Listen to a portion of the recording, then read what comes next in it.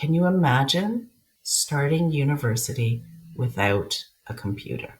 A lot of people I'm finding assume we're in a big metropolis city, everyone has a computer, but that's not the case. So we take those computers, we assess, do an initial assessment to see if it can be refurbished or not, because we don't want to pass along a problem to someone who's already experienced a lot of struggles. So if there are a lot of errors in the hard drive or too many issues with the devices, it goes to recycling or it goes into our education area because we run computer anatomy workshops. The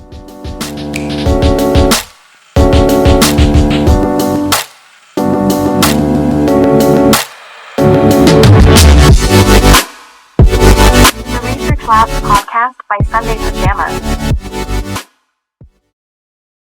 Well, hello, Alison. It is so nice to have you. I think it has been wonderful to get to work with you for the last 2 months, and I'm really looking forward to our conversation. Would you like to tell us more about, what you are doing currently? Prathamesh, thank you so much for this opportunity, and equally the same. It's been amazing working with you over the last, was it 2 months?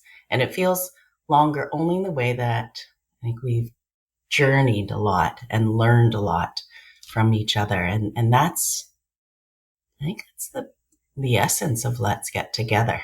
The power of people, the power of relationships, the power of learning and education. So, coming back to myself, I am a mother in a blended family with 3 children.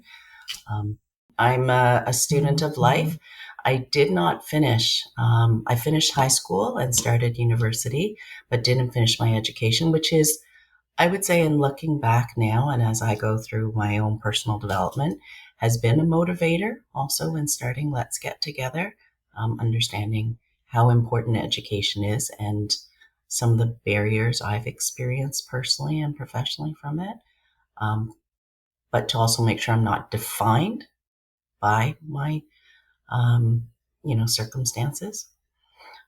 I believe in people, and I also believe that today's youth, are the key to a successful future. And so at Let's Get Together, and another reason why we've started is to create that platform and space and safe space for youth to come together so that they're heard and that they're seen and that they're given a voice and a seat at the table. So, Right. So, it has been very fascinating for me to witness. You mentioned that you did not get a chance to, let's, for example, complete your university. But the way I have seen Let's Get Together leverage technology and all these different tools, which are not very obvious for people. If you actually try to build an organization today, it would not be obvious that an organization just like Let's Get Together is very tech enabled that way. And I would like to talk about the tech that you guys are using.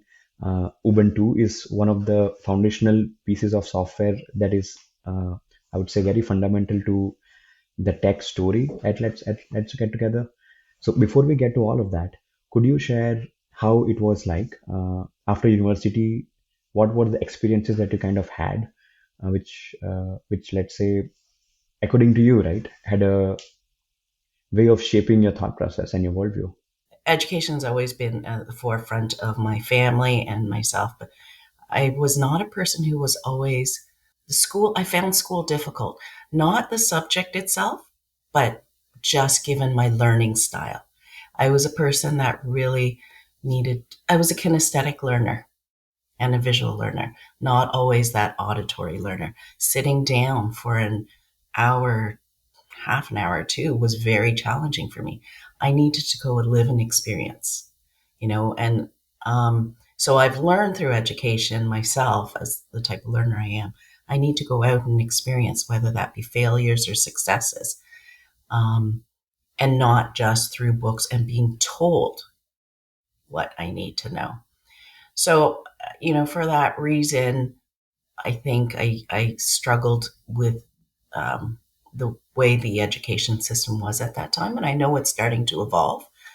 Um, and that's not no fault to anybody. It's and so when I got to university where there were more challenges around that way, um, I think I rebelled. I rebelled. I really rebelled and found myself in a situation where I had an opportunity to work at the Jewish Community Center down at Spadina and Bloor, and created a space for myself with people who believed in me.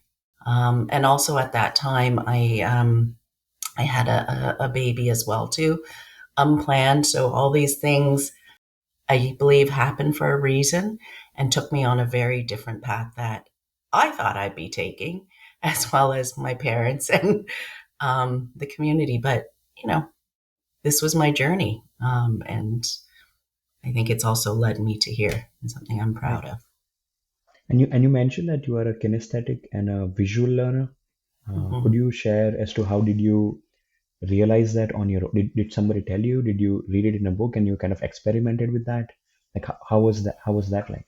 You know what? As an individual, I'm a very self reflective person. I remember growing up for 2 to 3 days on end, I would, even as a as a child and an adult, I would not talk.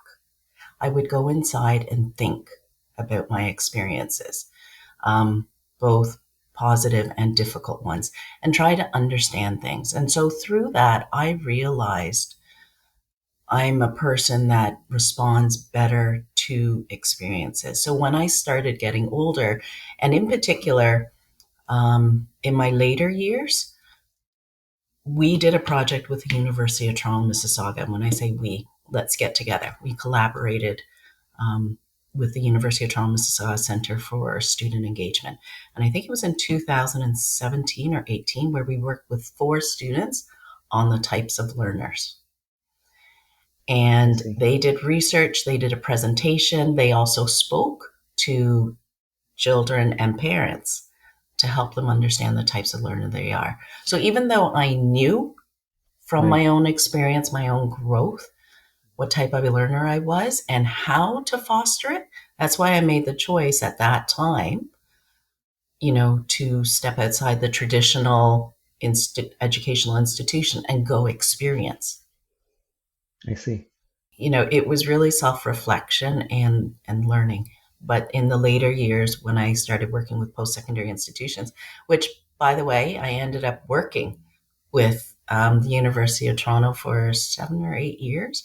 So I think, for me, that's something I look back on as an achievement for someone who's a didn't have the degree, but brought in the life experience and the will and drive.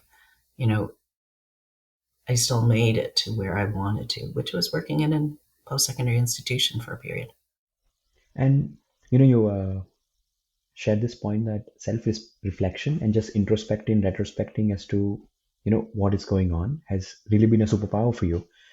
Was there a particular point when you realized that it's actually a superpower that you can channelize in different ways the way you have, or did you feel like you were the odd one out when it started happening, Oh, or most was it just definitely. obvious?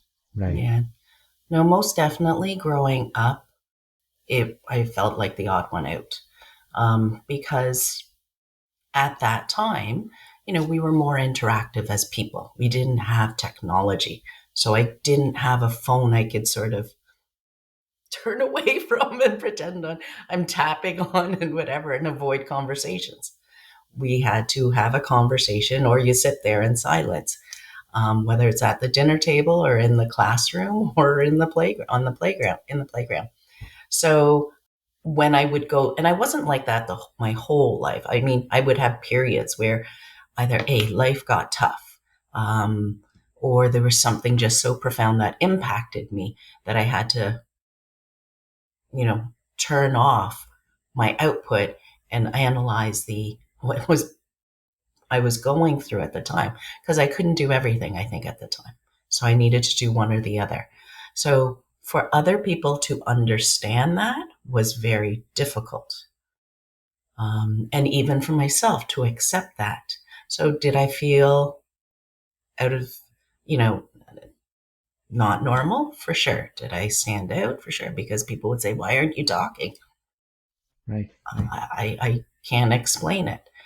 I would say it was in my mid to late 20s when I actually ended up going for um, therapy, and I met an incredible person who helped me create that safe space to be who I am, to explore all these very difficult situations, but also these parts that probably I didn't know existed, and to accept, all of this and understand what that silence was, and Right. to honor it. Right. So it's I think self reflection is a very important part of self development and growth. It was for me, and in the last several years where I've been working with more people, but also specifically youth, um, I think it's a very important piece. And I think people are starting to also see that. Right. And you mentioned that you kind of got to learn about all of this by doing a college project on different kinds of learners. It's because you're so self-reflective, which you have been able to identify as a positive thing, and use it, and be comfortable with it. When you're interacting with students and working with them, do you see that this is something that they struggle with, and this is something that can be worked on as young people? I do. I do. And in fact, actually, I should say we have a video of that presentation on different types. I think we do on different types of learners. Um, but yes, I do believe that um, students today, but I would even expand that. Um, everybody today, or not everybody, but a lot of people today, regardless of their age, is struggling with this. Um, it's not comfortable sometimes to be in your own thoughts for some people for various reasons. It's sometimes people cover that uncomfortability by talking a lot more, right? So I do think it is a struggle for many people today. For youth in particular, I'm not a youth, so I do recognize that. And I haven't grown up in the social media era, but what I see and observe and through my conversations, it is tough. And, this summer when we worked with a many, over 20 youth, actually, I think our total, including remote, was 39. Um, Many of them reflected. That was part of our activity. And some of the reflections that are coming back, I now know how to answer questions. I want to speak up more. I feel comfortable interacting with people. The benefit of team is not just a word anymore. It's what you can gain and how you can impact others. So I do think it's possible, because in this short 8-week period for most of the students, they put themselves out there, and they put themselves out there for each other and build community and empowered each other. It's a word, I think empowerment is a word we use very often, but I'm not sure how, it's one of the curious questions I had. How do we empower people? How do we empower ourselves? And I do believe that it takes work, and the youth that put the work in this summer came away empowered. And now, as they go into the school year, they're in a different position. Right. They've got a Right. different outlook because they were empowered. And that is something I also noticed, that Let's Get Together is designed to its core for human development, like, and cognitive development in so many ways, and not just through the programs that I would say it runs, like the digital literacy workshops and the passing on of refurbished laptops, but also people who contribute and collaborate, right? And Mm-hmm. so I was very curious to kind of understand, how did you I would say, uncover or kind of learn about development, human development, personal development, because it is getting reflected in the activities of Let's Get Together, Mm. right? Well, And I would say when you shared that you are self-reflective and you're able to identify that skill set as a tool that you were able to use, I think you are I'm kind of sharing my observation of what I saw. I kind of see it as an essence of almost every program that we have at Let's Get Together, which is mm, quite fascinating to me. no. Thank you. Well, first of all, I want to acknowledge and say thank you so much for acknowledging it, seeing it, acknowledge it, and being part of it. You have been part of that journey and that change for others. Um, Coming back to your first question, if I remember, it's more how did I come to that point? And all of this is for my. It's not for myself. I'm just the guinea pig, so to speak. I personally know there's more in life for me. I want to experience it. I've had some major, significant trauma in my life. I don't want to be defined by it. I don't want to carry it. I want to learn from it and how I can use that because I can't change the past, nor can many people who have maybe a difficult start in life, difficult things that have happened, and difficult is just not the word even to describe for many people. We can't necessarily change what's happened, but we can change how we move forward, how we think of things, how we can use that trauma, those feelings to create different pathways for ourselves and by extension for our future generations, for my children, for others. And so that for me is the motivator personally. And when I have moments of empowerment, I would say it's because empowerment isn't constant for me. It truly isn't. Um, but when I have moments of enlightenment or empowerment, which it's a beautiful thing to experience, had one a couple days ago. Um,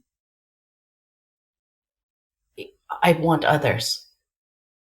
I want to help others find their own way. So those moments aren't dark, and then they can realize their own full potential. And imagine a world where everyone believes in themselves, believes in each other, and realize each person can realize their own full potential. It's a very different kind of world. And I know we can do that because we as humans have choices. We have habits, but Right. we also have choices. So let's get together. I bring, again, through what I experience, and I have a lot of amazing people like yourself who add to those experiences. And through the design of program, through listening to people, through seeing what's going on in the world too. So I read the news a lot, and that's also adds to my self reflection. Um, then I think we start to design programs, have conversations, however difficult, bring in resources to meet the needs of not just youth, the needs of youth and other people today. Does Right. that make sense?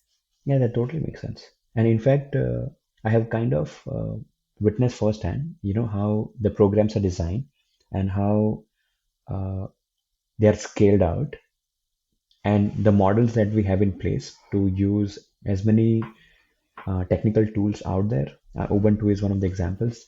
The Mm-hmm. GIS system that we built is another. The application CRM system is one another example, right? So I was quite curious as because I would say came to know about came to know about it just this in the last 2 months. Mm-hmm. But uh, what I realized that all these ideas have gone through many iterations over the years, and so I was very curious about how did you first start thinking about them? How did you learn about them? How did you learn about these tools? And what was the process of taking in those tools, right, and converting them into programs? into impact? Like how, if you could share that process that you went through over the years. Okay. I think I've captured it, so hopefully I've answered. Um, I think the first part of the question is equity. Um, Believing that everyone deserves an equal opportunity, especially with the world that's changed. And I do have a story here to share. Um, you know, Let's Get Together started, as I said, because of people being better and understanding different types of learner. And I remember my children in the classroom and seeing teachers wanting to teach, but really not being able to teach, and parents and children and, leadership at schools and um, the teachers were all on different pages, a lot of blaming. And I knew we could do better, which started Let's Get Together. And through that, several years, we were trying to figure out how do we make an impact. And we were doing backpack drives, all those things. And it was in the backpack drive. And we were trying to strive for equity. We had a grade 11 student volunteer with us. And this was in 2017 or 18. And at that point, we were just doing workshops in schools and things like that. But it was in this grade 11 student who I found out was doing her 800-word essay and research and all other work on a phone, smaller than this at the time. And so I joke around as a one thumb texter, and it's funny, but not. I can't imagine a student who wanted to be a nurse, who was involved in sports, was restricted and limited to a small device. And there was no solution for her at the time through the school or anyone else. So that's when equity became an important part for me personally, because she was a beautiful student, as everyone is. And we needed to set her up for success. So that was the start of our computers are the new backpacks. And hundreds of computers were shipped out through, we worked with organizations that recycled computers and got them out to several people in need. It was during COVID, though, when everything started shutting down, that the demand for computers increased, but yet companies were shutting down. So we met a gentleman. So at one of our events, which was hosted by the Raptors 905, amazing partner that simply said, how can we help? We started a tech collect drive to collect more computers and laptops. And it was there. One of our angels, our tech angels, came in, Mr. Andrew Doby, who introduced us to the Ubuntu world and the Linux world and the fog service system. So even through COVID, when things were shutting down, we were continuing to develop, to get computers to those in need. We didn't have nearly enough because the problem in Ontario, let alone across Canada, the number of people who don't own a computer is probably in the hundreds of thousands. But it was there that we were introduced to Linux, and I would say that the Tech for All program really started. And so I'd say the introduction of other tools came from more people realizing what we're doing and bring in their own, because I do believe people at the nature and at their core want to do good. There's a lot of noise. There's a lot of influences. And so when we can get to that core and remember we need people in order to have a healthy world, we need each other to, have a healthy economy. When people start to remember that and take action, not just think it, not just feel it, take action and make the choice to help however they can. And I say every hand counts, no hand is too small. Then that's when we start to see the change. So all the tools that we are involved with, all the programs we develop, while I'm a part of it, there's all these pieces and all these people that impact it. Does that Yeah, make that makes sense? sense. Yeah, Yeah. it does. It does. Because I I would am say, not a tech person. Well, I don't want to say yeah, I'm not a tech person. yeah, I don't have that background, but I have the yeah. curiosity. I mean, I found the use of Linux very fascinating. because Mhm. from the world that I come from, it's an open source software, Mhm. and what you have kind of described in a different way, you can say that those are the ethos of the open source community, where a Yeah. lot of contributors, come together and contribute in whatever form they can. They can write code, they can, help doing advocacy, they can contribute financially, they can contribute by bringing in friends and family who can then contribute eventually. And I would say we have had this discussion about open collective as well, as to Yes. how that can also serve as a open source approach to finance. And one of Yes. the one of the reasons I thought about that is because I saw how we take in laptops, right? Then we add Ubuntu OS to it because it's open Mhm. source, and then we train people to use Linux and Ubuntu, and Mhm. then we give the laptop to whoever is in need. And that reminds me of open source in so many ways. So I was Yeah. very fascinated by it personally. And I want to thank you for introducing that, the open collective to us, because I only know so much, and in that again is an example of the power of people and the power of knowledge. It's not that I didn't want to; I just didn't know about it. So when we start talking, Right. um, and it was a conversation of learning, curiosity that brought us to that, and just simply care too. Um, That's the power of let's get together. But recognizing in this tech driven world, people aren't able to connect as easily if they don't have the device. And we are about ownership, not only access. Access is the first start. Um, to ask people to rely on other business hours to go do their schoolwork, to go do search for jobs, to access healthcare records or connect with family within a certain time frame and add travel costs to that. That's not equitable. Everyone, you know, needs to own a device. We have the responsibility to make sure we educate the community about e-waste, so we're protecting our planet, and then digital literacy to make sure they use it properly and safely, and then connect to internet. Um, we bring up Linux and Ubuntu as well too, and I'm excited and looking forward to getting to know that community more. Admittedly, we haven't um, connected with the community as much. And so hopefully through this conversation here and through future conversations, we can work more together, work closely together, because I think it's a fantastic solution to helping, those in need who don't have the means to purchase big computers, you know. Yeah.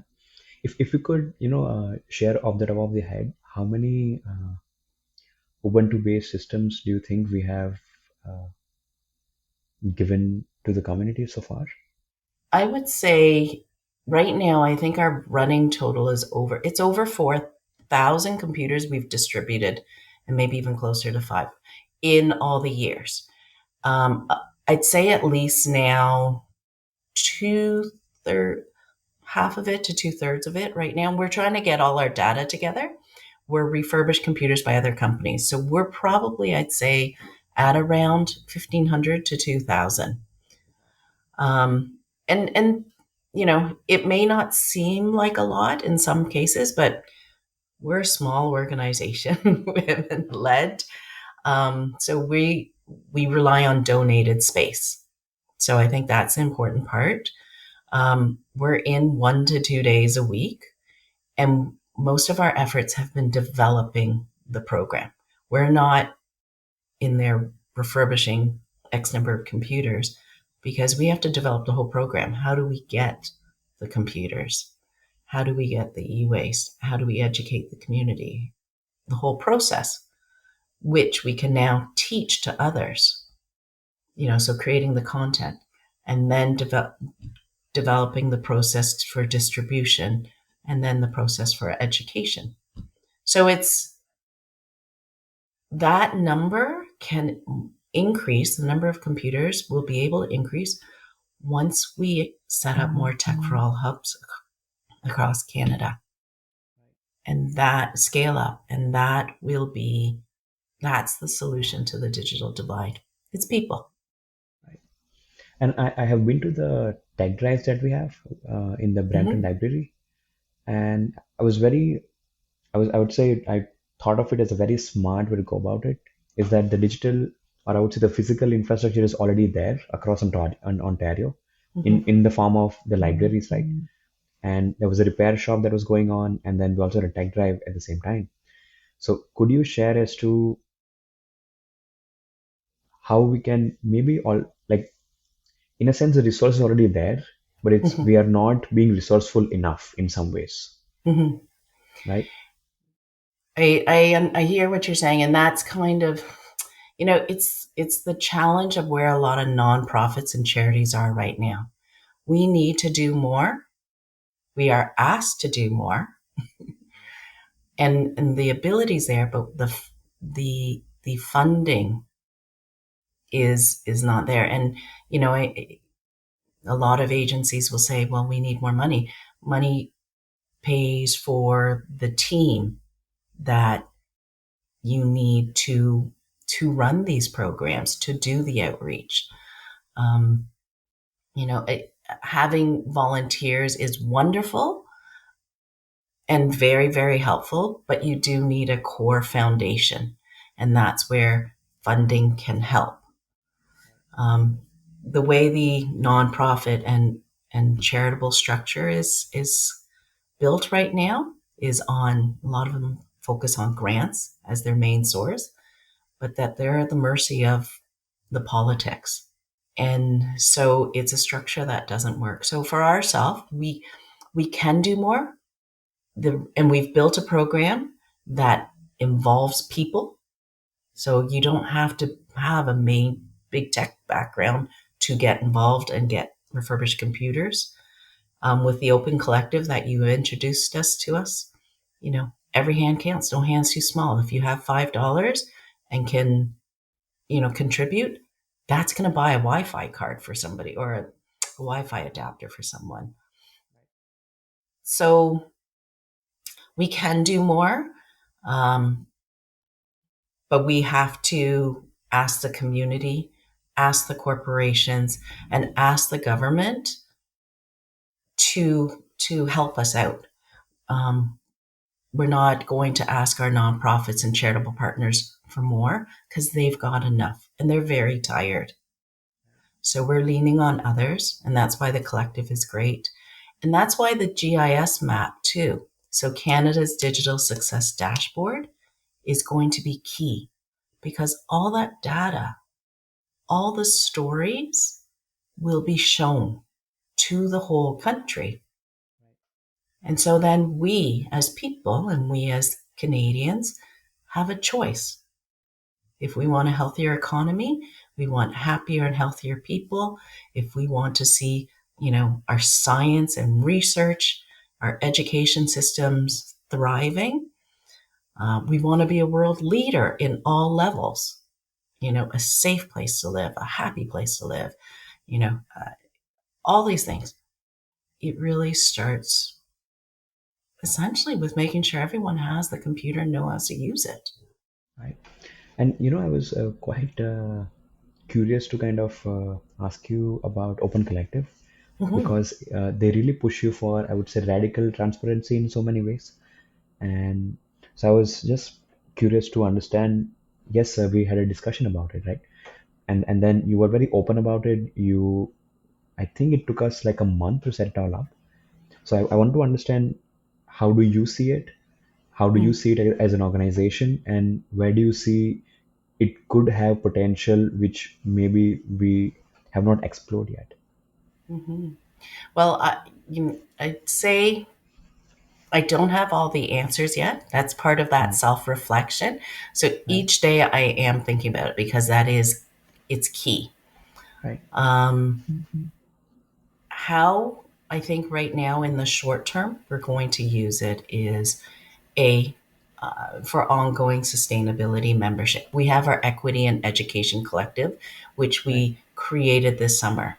So this fall, our plan is to, you know, I'm taking some downtime. So right now, we've gone through a significant growth. So here's my self reflection period I have to go into to sort of go, okay, what are the pieces? What is our priority?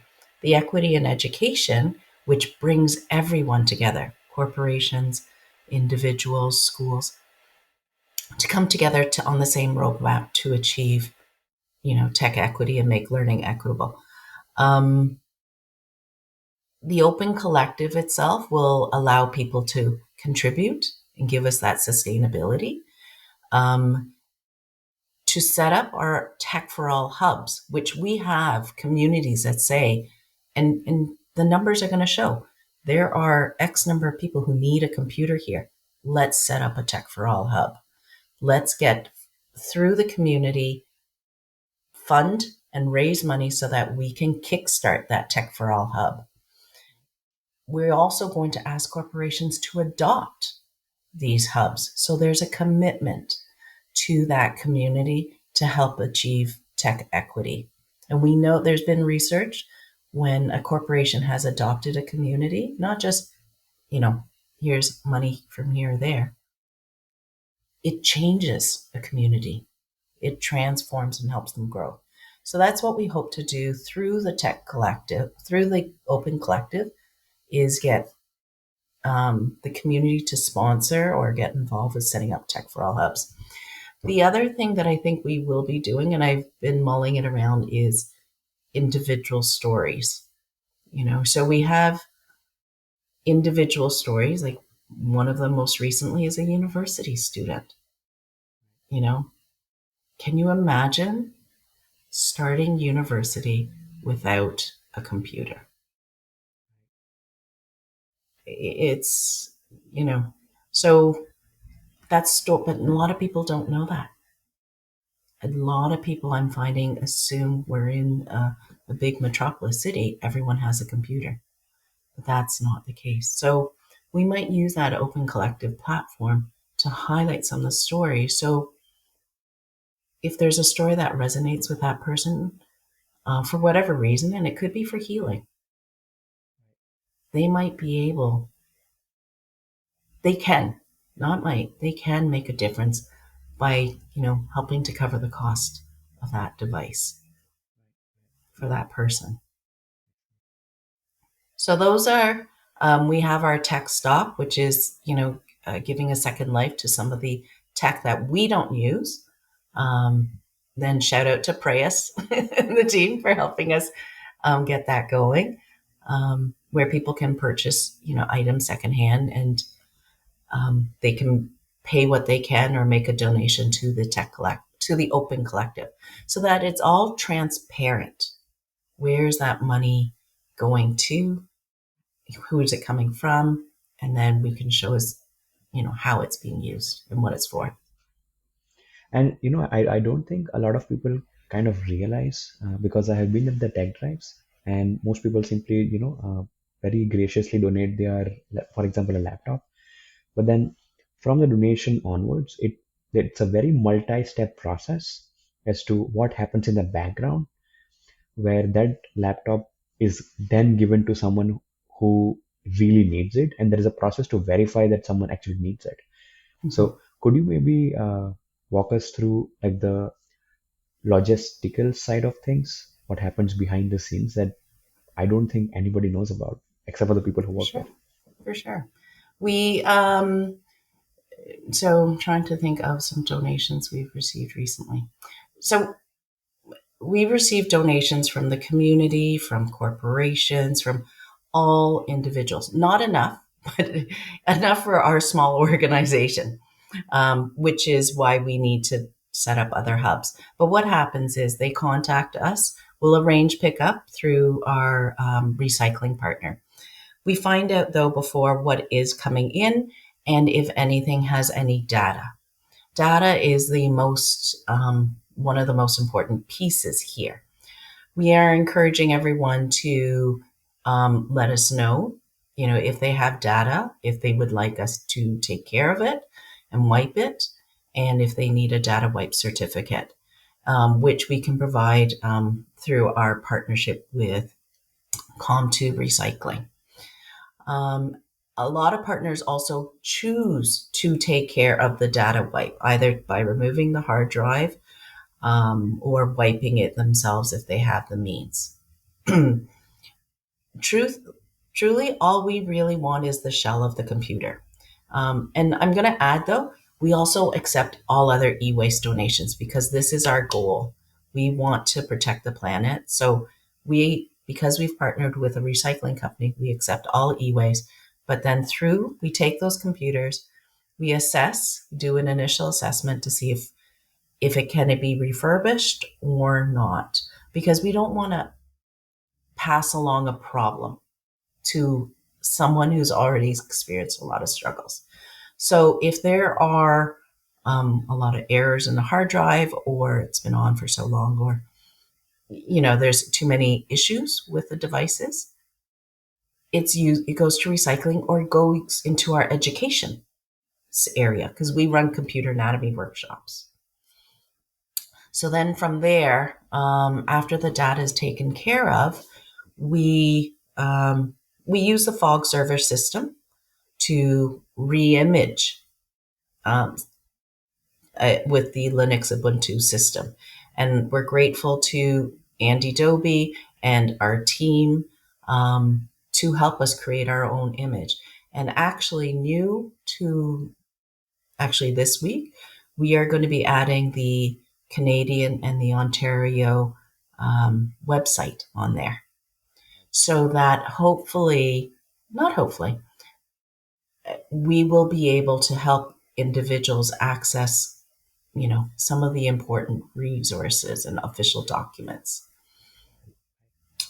And then from there, once we have the computer disk reimage, we bring it to a team. And that team could be a whole bunch of people who are non-tech. And through our process, they're able to refurbish the computers and learn about the hard drives and level up their tech skills and knowledge. So it's a great opportunity for corporations, schools, families, people to come together and level up their tech skills and knowledge. Then it goes for distribution. And from there, we work with agencies. We work with the community directly because not everyone is with an agency. But the applications that come through agencies, we don't necessarily vet because we know the agency has done that. With the community, we do have discussions with them. And all in all, I'd say 99.99%, we are serving someone who needs it. Is there an occasional person that has come through that may be borderline? Maybe, but our job is to help. They're getting a refurbished computer. It's not a brand new computer. So we do our best, but our focus is now on outreach, awareness, and scaling up. Because as a small organization with a handful of dedicated, people and several volunteers, we can only do so much. Right, right. So to do more, we have to get together. And I don't think a lot of people kind of realize this is a lot of work that goes from the donation to, let's say, giving it to someone who needs it. And I have had the privilege to be a part of it in a very small way, and I learned a lot. I kind of realized how many steps there are, and for every item that is collected, all the steps are followed very thoroughly. There is a very systematic way to document everything, and which is something I found very fascinating. Because yes, I understand, you say this word that we are a small organization, but the systems are kind of built to scale up. So for example, if somebody wants to start a tech hub, then all the systems are already there which they can simply start following, and it will work out. So Mhm. do you think this was something that happened eventually, or this was like a very well thought process from the beginning? or kind of evolved along the way? That's a very good question. you know, as a journey person, um, I don't know if I had a defined, clear path. Here's how we're going to do it. Right, right, I right, think I started with, and we started with the vision knowing we can do this. We can solve the compute. The reality is there's probably enough unwanted tech out there that could cover the number of people who need a tech. But how do we get there? I wasn't necessarily clearly sure.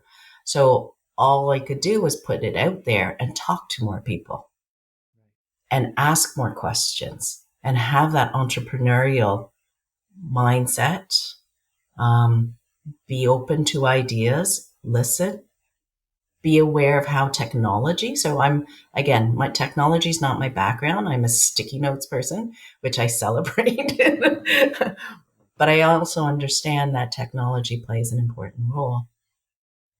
So I didn't envision this getting this big, but I do know in order for us to solve the digital divide so that every person can realize their potential and, equitable access to education, we need to do more. And then, dealing with data, being accountable, we have to develop these systems. So I'm not sure if I answered your question.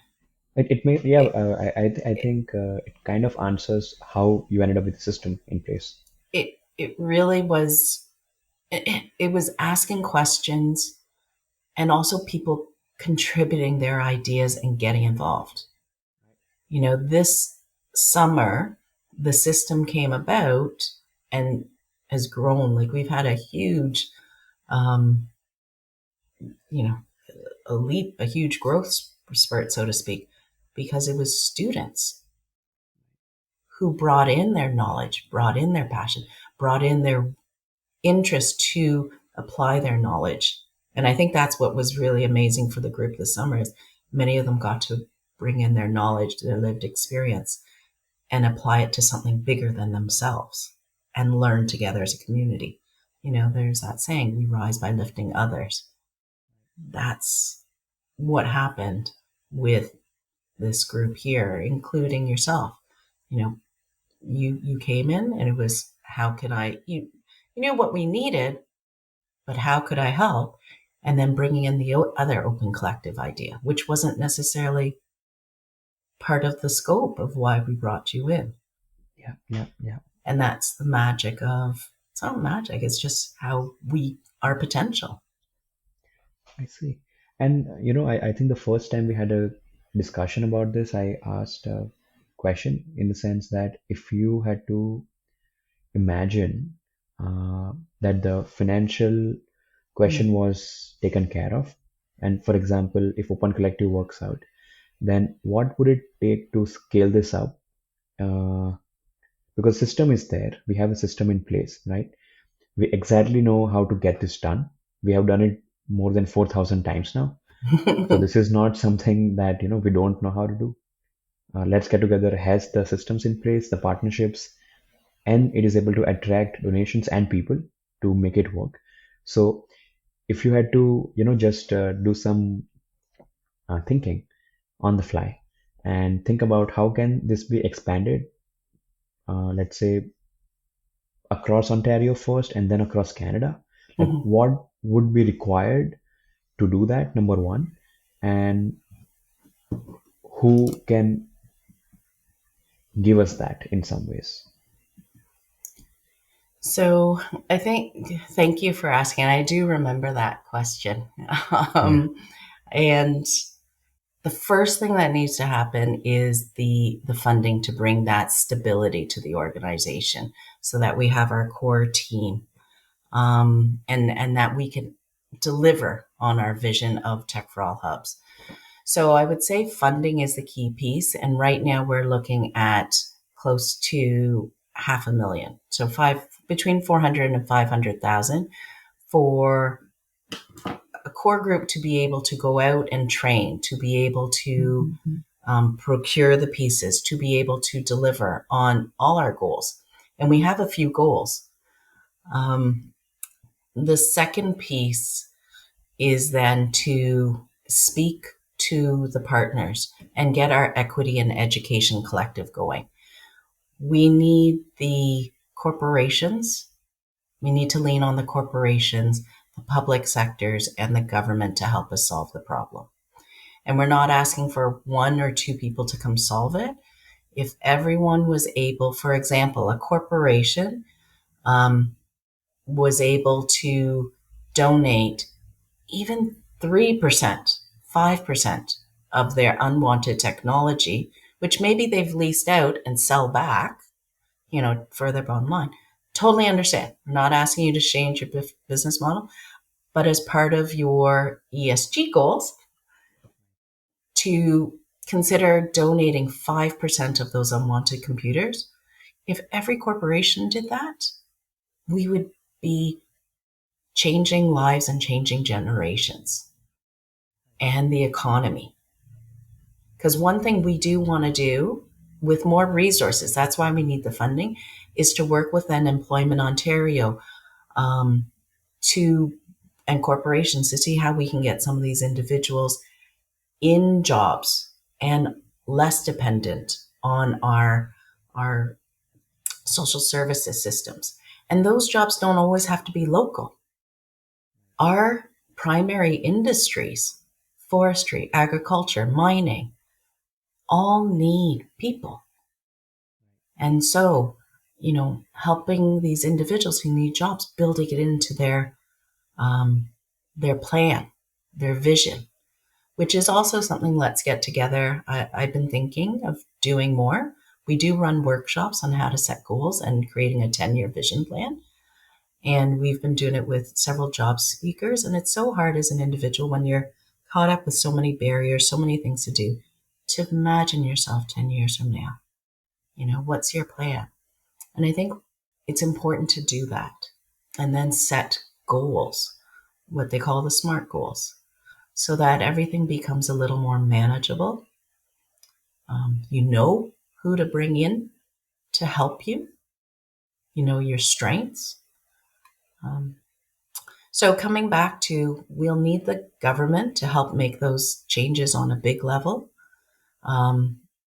We can take a look at how we're managing our e-waste across Canada and perhaps look at using some of those eco fees or other funds to fund sustainable tech for all programs. And then the community itself, being able to contribute. Every hand counts and no hand's too small. And the municipalities, like the libraries, like the community centers, to be open to more tech collect sites so that we can collect more e-waste along with all the other waste. Because one of the biggest barriers and challenges for people who want to, dispose of their e-waste properly is there's not enough sites and they don't have always the means to bring them there. So it really is a whole community approach, but we do need the funding to do that. And we are trying hard, whether right or wrong, to not be dependent on grants. Right. Because, we are seeing it with our partners. There's very limited funding. We put in a lot of effort and you maybe get a fraction, if anything, out of what you need. So then you're forced to do more for less. It creates a lot of stress. So, and there's not enough money to solve the problem. So as innovators, we are, and through the support of individuals like yourself who bring ideas, we're turning to the community, our partners, to help us. And we also have a new product that's going to be coming out. So, we have True North Friends, and we have a new children's book that is about fostering growth mindset. And we hope the plan, not hope, the plan is, The proceeds, while we're helping kids, but the proceeds would go to support our tech equity. Right. So I have one more question, right? So actually, it's a two-part question. So currently, we're in the process of becoming financially sustainable, and you Mhm. mentioned that if we could get 400 to 500,000, $500,000, we can do a lot, right? So could you maybe just give an example or a contrast as to how many people per year we are impacting on average right now without that funding, and how many more can we do with Mm. that funding? So it makes it easy for people to understand as Right, to what how uh, it could be amplified. right, right. Actually, I just had to do a small report. So I would say right now, and I just put it out on social media, we have, as an organization, collected close to 70,000 pounds of e waste in 6, 7 months, I think it is. Again, through repeated partners, we haven't done a lot of advertising and we haven't done a lot of outreach to companies saying, please donate your e waste. We haven't, just because we've been focusing on in the hub. So that's 70,000 pounds of e waste.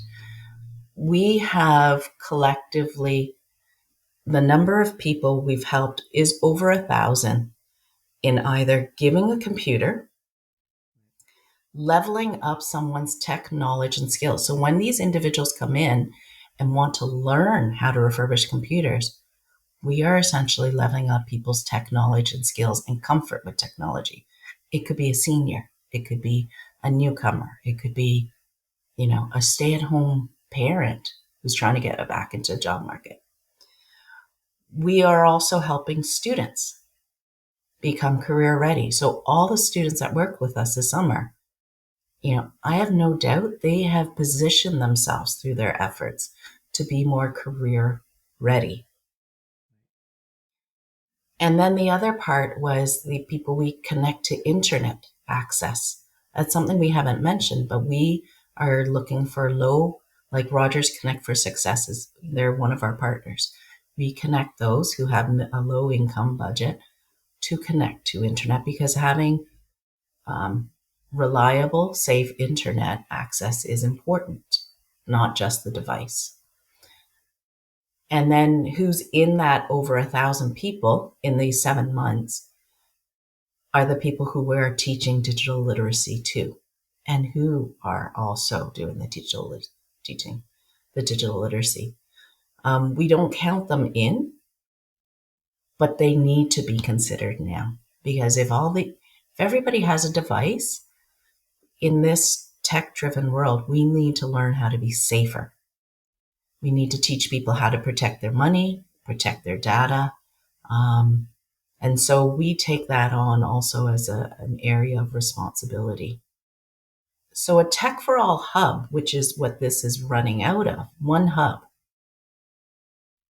And again, on, I'd say, roughly 2 days a week with a team of 3 part-time people, two to three part-time people, we've collected over 70,000 pounds of e-waste, and over 1,000 people have been helped in various ways. And So that's mhm, in 2025. that's so far here in 2025. And again, we're still planting seeds. So we're at the planting seed stage. Once we have another Tech for All hub going, and their focus may be refurbishing computers. Another one may be focused on teaching, doing the digital literacy. Another Right. focus may be on e-waste. That's when we're going to see the impact. So we are making an impact, but we are the core, that's the nucleus that's developing the program. Now, with the funding, with the community, can we together realize that potential? So that number, it'll be in the thousands. And the goal is to solve this problem. So just to be slightly empirical, do you think we can double that number, or it's going to be 3 times, 10 times? What comes to your mind? How much can we push if we have the funding, given we have the If we funding? have the funding, I think we can do it at least two times well, three times. I would say at least three times. And it depends on the availability of the space. It depends on also the community partners. But the community partners, like where we may be situated, is in the nonprofit sectors. Um, they're ready. They need help. So we can do this, and we can do it quite quickly. Um, and so our hope is to this fall actually start getting our first Tech for All hubs started with two organizations. And on Open Collective, I think we have mentioned that organization can, for X amount of money, they can donate that to sponsor a tech hub, right? Could you Yes, share a little about that?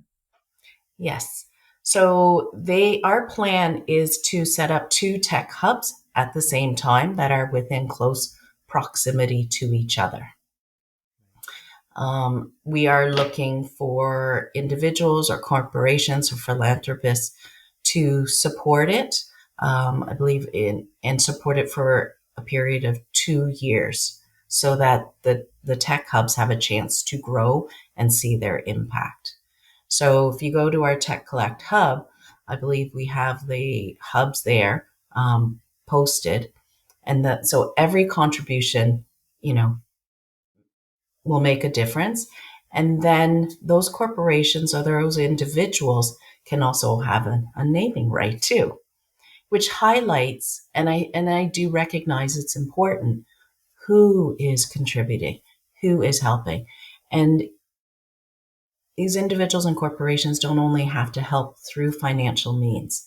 We're also encourage them, and if they want to, their team or their family or their corporation, their employees can come help refurbish computers. They can help on their um, teach digital literacy workshops, because we've set it up in a way where you can co-facilitate along with somebody else. Um, we call these activations. They can serve as a Tech Collect site and help bring more computers to the community. And then again, witness, not just not just help, but witness the change they're making in people's lives and in communities, and be part of it. Well, I would say that was good. So thank Yeah. you. And I forgot to mention that, by 2030, if not sooner, that's our goal, is to really solve this problem here in Canada. I'm glad you believe it. I do too. Yeah. Yeah. Well, Alison, thank you so much for this conversation, and No. uh, and thank you for being so spontaneous and open about your own journey and your own struggles and how you were able to learn from them, and I would say transform them into let's get together, as we see it right now. Well, thank you for this opportunity and for believing. I think that's one of the biggest parts, as um, for a lot of people, sometimes the problem is so big that we can't see the solution. We don't believe we can solve it. But when others can see it, when they believe in you and believe in the vision and believe in the work that we're doing, that is the collective empowerment that I know that we at Let's Get Together, we can do. And so you're a very important part of this. So thank you so much, Prathamesh, for making this possible, for the Open Collective, and creating these opportunities for us to, and for myself to question and learn and challenge me, in different ways to grow. So I thank you. would, yeah, I would say it really, as I mentioned earlier, right? It has a lot of open source ethos, the way it is structured, and with the GIS system and with the open collector system, I think we are aiming for how I like to call it radical transparency. And I understand that. I come from that world, and I wish it really works out and it grows way beyond our current I would say vision. Thank you. Well, it's one of our guiding principles is to be revolutionary and innovative, and that's I think it's a very important spirit to have if we need change. Because yes, we're doing things and we're doing well in some areas, but that having that revolutionary mind and spirit, um, well, that's about potential, right? And so, yeah, And I'm very fun. hoping that people who listen to this episode and watch it, they are able to kind of see the the essence of human development and the potential of, I would say, not just growth in terms of how many laptops we get out there, but really see it as a way to empower. I wouldn't say empower, but like give tools to people and believing in their potential to use the tools to grow themselves. And if that happens, then the community grows, and as a result, the country grows at the end of it. So I kind of see it as a important piece of what could really, I would say, bring about the revolution we're talking about. And it's a great way to summarize it. It is about people. It isn't about the computer only. Yes. Yeah. It Yeah. isn't about that's the means to connect people and help them with their community, realize that full potential and go after their dreams. When I run some of our vision and goal setting workshops, I ask how many people have a dream. It's less than 50%. It's less than 50% of the people. And I bet you they have dreams, but just because of the space they're in sometimes, it's difficult to see those dreams. It's difficult to vision where you want to be. They just need to know I need a job. I need to access my doctor. I need to find, a way to pay for my school. I need to find a way to connect with my children. They don't, the dream gets lost. So, you know, at the center of our guiding principles, which, as I said, being revolutionary and innovative is part of it. The center that ties it all together is about putting people first. We came onto this earth with very little. We have a lot of tools available to us. Now, we could do so much more for everyone and make sure no one gets left behind.